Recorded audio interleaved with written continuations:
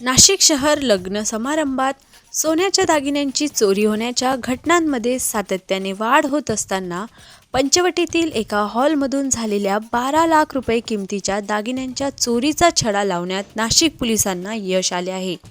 आडगाव पोलिसांनी अत्यंत शिताफीने तपास करत केवळ 15 दिवसात चोरीला गेलेला संपूर्ण मुद्देमाल हस्तगत करून पीडित कुटुंबियांना दिला आहे।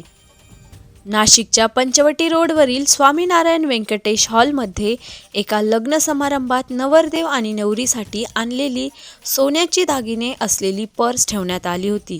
कुटुंबियांनी केवळ एका मिनिटासाठी ही पर्स बाजूला ठेवली असता चोरट्याने संधी साधून ती पर्स लंपास केली। चोरीची ही संपूर्ण घटना CCTV कॅमेऱ्यात कैद झाली होती। या प्रकरणी आडगाव पोलीस ठाण्यात अज्ञात आरोपींविरोधात गुन्हा दाखल करण्यात आला होता। तपासादरम्यान आरोपी मध्य प्रदेशातील असल्याची माहिती आडगाव गुन्हे शाखेच्या पथकाला मिळाली। माहितीच्या आधारे पोलिसांनी मध्य प्रदेशात तळ ठोकला आणि संशयिताचा शोध घेतला। पोलिसांनी संशयिताला विश्वासात घेऊन तब्बल 12 लाख रुपये किमतीचे सोन्याचे दागिने हस्तगत केले। अवघ्या 15 दिवसात चोरीला गेलेली दागिने परत मिळाल्याने पीडित कुटुंबियाने नाशिक पोलीस आणि आडगाव पोलिसांचे आभार मानले आहेत।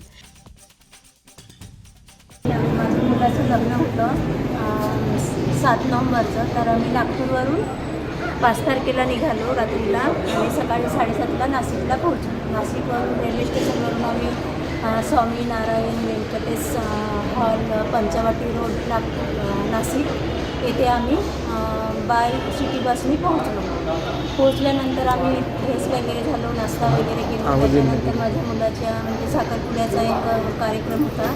या कार्यक्रमासाठी आम्ही तयार झालो।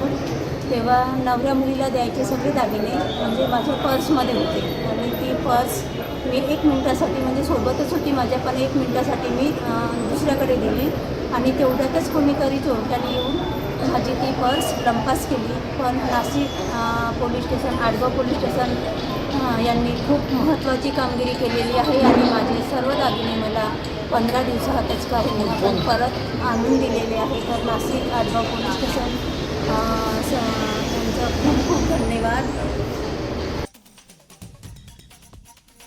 ही यशस्वी कारवाई पोलीस आयुक्त किरण कुमार चौहान यांच्या मार्गदर्शनाखाली करण्यात आली। RB न्यूजसाठी मलिक शेख, मोखाडा।